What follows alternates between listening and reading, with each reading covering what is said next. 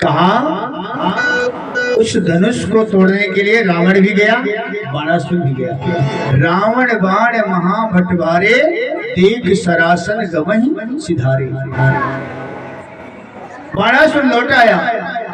रावण उस धनुष को परिक्रमा किया और परिक्रमा करने के बाद में प्रणाम किया और लौट करके पूरे सभा में चक्कर देता हुआ आया।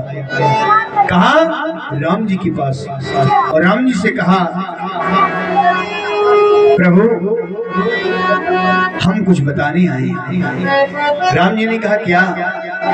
कहा इस धनुष को आप ही तोड़ेंगे। कहा भाई कैसे?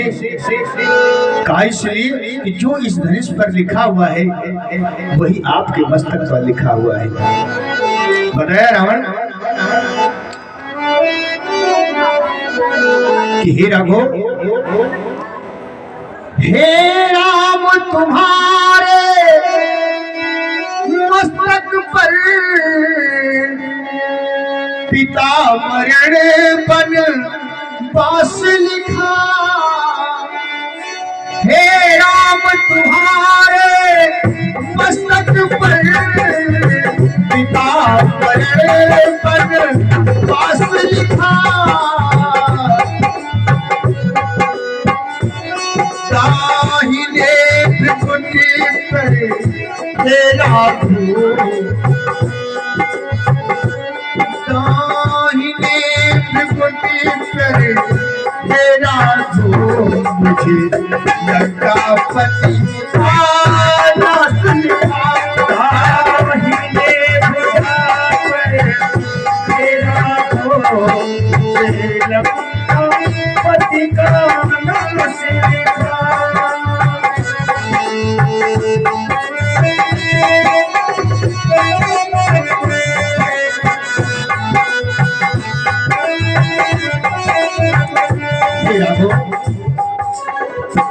इस धनुष को आप ही तोड़ेंगे क्योंकि आपके मस्तक पर लिखा हुआ है वही धनुष में लिखा है। जो इस धनुष को तोड़ेगा सीता से नाता जोड़ेगा, लेकिन पहले उसको वनवास हो जाएगा, उसकी पत्नी का हरण हो जाएगा और उसके पिता का मरण हो जाएगा। इसलिए हे राघो, दुनिया कहता है कि आप दशरथ के पुत्र बनकर के आए हो, लेकिन आप तो मेरे लिए आए हो। राम जी ने कहा कैसे भैया? कहा मेरे ही कारण मधुसूदन इस भूतल पर तुम आए हो। मेरे कारण मधुसूदन इस भूतल पर आए हो। आप तो मेरे लिए इस पृथ्वी पर अवतार लिए हो। मेरे ही कारण मधुसूदन इस भूतल पर तुम आए हो। इस भूतल पर आए हो।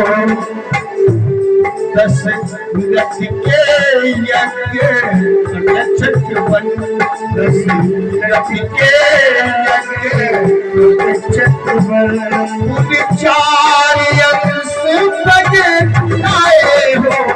दशरथ के इस भूतल पर आए हो।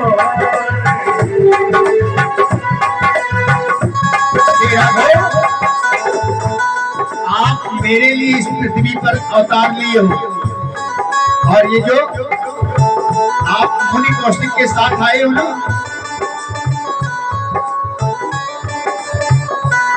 ये काफी कया के बहाना था रखा बाहू अनंत की। हाँ ये काफी कया के बहाना था रखा